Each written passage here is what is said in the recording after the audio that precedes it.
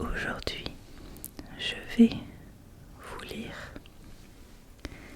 entre le chuchotement et le soft spoken. Je vais vous lire une histoire de ce livre qui est juste magnifique. Et je l'avais eu... Alors attendez. Je l'avais reçu à mes 26 ans. Donc il y a 2 ans déjà. Et c'était un cadeau d'anniversaire de la part de mes parents. Ils savent, toute ma famille sait aussi que je suis une enfant. J'assume. Et du coup, ils m'avaient envoyé des livres et ils m'avaient envoyé celui-là. Et Brambly Edge, que je vous ai lu dans une précédente vidéo plus autour de Noël. Donc aujourd'hui, je vous propose de lire un conte, parce qu'ils sont assez longs, dans ce grand livre de Béatrix Potter. Alors, voici donc les différents contes de ce livre. Est-ce que je saute une page là ou pas? Non. Donc là, vous avez toutes ces histoires. Donc, pour ceux qui ne connaissent pas, je pense que je vais vous lire Pierre Lapin. Après, si vous voulez que je vous lise d'autres histoires, n'hésitez pas à me le dire dans les commentaires. Ça serait avec grand plaisir. Et n'hésitez pas à me dire, ma chaise vient de grincer, c'est formidable. N'hésitez pas à me dire si vous voulez que je vous les lise en chuchotant comme ça, ou en soft spoken. Je sais pas si je fais ça très bien, donc n'hésitez pas non plus à me dire si ça vous va ou pas. Juste ici, vous avez une page, vous pouvez poser, il n'y a pas de souci. Sur Béatrix Potter, il y a un film excellent qui est sorti, qui s'appelle Miss Potter. Et il était très très bien ce film-là, j'ai adoré. Et pour ceux qui aiment bien les livres de Lucinda Riley, dans le tome 3, il me semble, La Sœur de l'Ombre, il me semble que c'est ça le titre, c'est le tome 3 de la saga des 7 sœurs.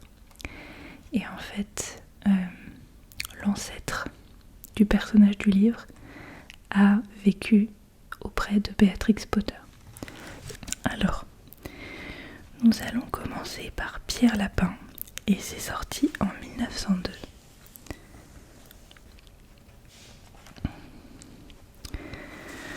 Bon, ça c'est une petite introduction. Et moi je vais commencer avec l'histoire. Il était une fois 4 petits lapins qui s'appelaient Flopso, Trotso, Queue de Coton et Pierre. Ils habitaient avec leur mère sur un banc de sable, à l'abri des racines d'un grand sapin. Alors, si parfois je me remets à chuchoter, c'est parce que je suis encore malade actuellement, donc j'ai du mal. Et quand je parle comme ça, j'ai envie de tousser, donc c'est un petit peu compliqué. Donc m'en voulez pas si je chuchote parce que ça fait du bien à ma voix. Mes enfants, dit un jour Madame Lapin, vous pouvez vous promener dans les champs ou le long du chemin, mais n'allez pas dans le jardin de Monsieur MacGregor. Votre père a eu un accident là-bas.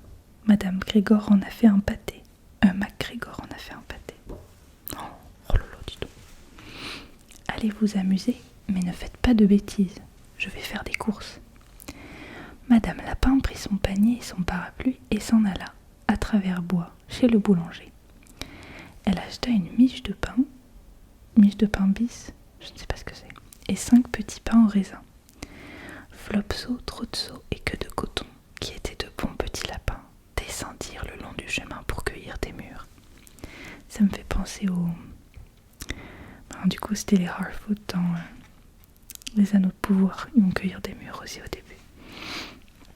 Mais Pierre, qui était trop désobéissant, courut tout droit au jardin de Monsieur MacGregor et glissa sous le portail. Tout d'abord, il mangea des laitues, puis des haricots verts, et enfin des radis. Il lui a saccagé son jardin, le truc. Alors, ne se sentant pas très bien, il chercha du persil, mais au détour d'une serre où poussaient des concombres, il tomba sur Monsieur MacGregor. Monsieur MacGregor était à quatre pattes, en train de planter les choux. Mais il se releva aussitôt et courut après Pierre en brandissant un râteau et en criant « Au voleur! Au voleur !» Pierre était terrifié. Il courut en tous sens dans le jardin, car il ne retrouvait plus le chemin de la sortie. Il perdit une de ses chaussures parmi les choux, juste ici, et l'autre parmi les pommes de terre. Après avoir perdu ses chaussures, il se mit à courir à quatre pattes. Il courait de plus en plus vite, et je crois qu'il aurait réussi à s'enfuir s'il ne s'était pas pris les pattes dans le filet qui protégeait les groseilliers. Les boutons de sa veste s'accrochèrent dans les mailles, et il ne pouvait plus s'en dépêtrer. C'était une veste toute neuve, avec des boutons en cuivre. Oh là là, qu'est-ce qu'il est vilain celui-là! Pierre se crut perdu, et il versa de grosses larmes. Mais des moineaux, entendant ses sanglots, vinrent se poser auprès de lui et le supplièrent de se ressaisir. Monsieur MacGregor surgit. Il tenait à la main un tamis pour capturer Pierre, mais celui-ci parvint à se dégager juste à temps, abandonnant sa veste derrière lui. Alors il se précipita dans la cabane à outils et sauta dans un arrosoir. L'arrosoir aurait été une très bonne cachette s'il n'avait pas été plein d'eau. Monsieur MacGregor était sûr que le lapin se cachait dans la cabane à outils, peut-être sous un pot de fleurs renversé. Il retourna tous les pots de fleurs et regarda sous chacun d'eux. Un instant plus tard, Pierre éternua. « Atchoum !» Monsieur MacGregor se précipita sur lui. Il essaya de poser son pied sur le lapin, le pauvre, mais Pierre sauta par une fenêtre, renversant au passage 3 pots de fleurs. Bon, je pense que c'est le 3e. La fenêtre était trop petite pour Monsieur MacGregor, et d'ailleurs, il était fatigué de courir après Pierre. Aussi retourna-t-il travailler dans son jardin. Pierre s'assit pour se reposer. Il était hors d'haleine et tremblait de peur. Il n'avait pas la moindre idée du chemin à prendre pour rentrer chez lui. Et en plus, il était tout mouillé à cause de l'arrosoir. Peu après, il commença à explorer les environs à petits pas, regardant tout autour de lui. Il trouva une porte dans un mur, mais elle était fermée et il n'y avait pas moyen pour un petit lapin dodu de se glisser dessous. Une vieille souris allait et venait sur le pas de la porte, emportant des pois et des haricots pour nourrir sa famille qui habitait dans le bois.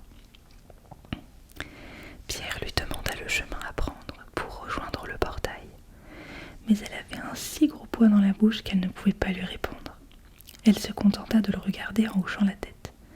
Pierre se mit à pleurer, puis il essaya de retrouver son chemin en parcourant le jardin, mais il était de plus en plus perdu. Bientôt, il arriva près d'un bassin où Monsieur MacGregor avait l'habitude de remplir ses arrosoirs. Un chat blanc observait attentivement des poissons dorés.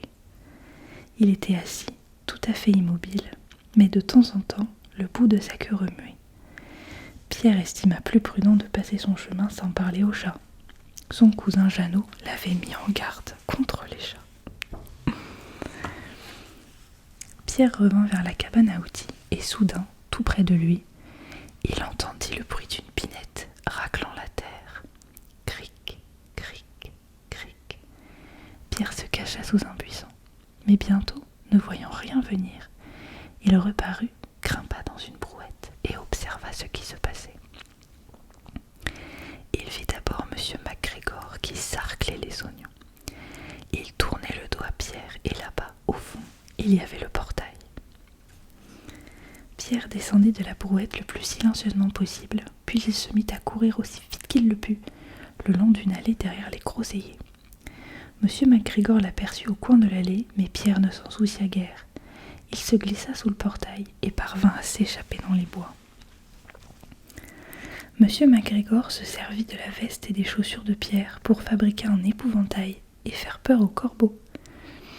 Pierre courut sans s'arrêter ni même jeter un coup d'œil derrière lui, jusqu'au grand sapin où il habitait. Il était si fatigué qu'il se laissa tomber sur le sable douillet qui recouvrait le sol du terrier et ferma les yeux. Sa mère était en train de faire la cuisine. Elle se demanda ce que Pierre avait fait de ses vêtements. C'était la 2e veste et la 2e paire de chaussures qu'il perdait en 15 jours. Je dois vous dire que Pierre ne se sentit pas très bien pendant toute la soirée. Sa mère le mit au lit, juste là, lui prépara une infusion de camomille et lui en fit boire une bonne dose. C'était comme un médicament, une cuillerée à soupe le soir avant de se coucher. Flopso, Trotso et Queue de Coton, en revanche, eurent du pain, du lait et des mûres pour leur dîner. Alors, j'espère que cette histoire vous aura plu. En tout cas, n'hésitez pas à me le dire, parce qu'il y a plein d'autres histoires à vous lire. Alors, j'hésite à vous en lire une deuxième, mais ma voix est en train de m'abandonner petit à petit. Donc je vais pas forcer. Et n'hésitez pas à me suivre, à liker, à partager cette vidéo et à commenter avec votre feedback. Et n'hésitez pas à me dire si vous préférez quand je murmure, quand je parle comme à présent, et si vous voulez que je vous lise d'autres histoires. En attendant la prochaine vidéo, je vous souhaite de bien vous porter et à très vite. C'était Nialuine.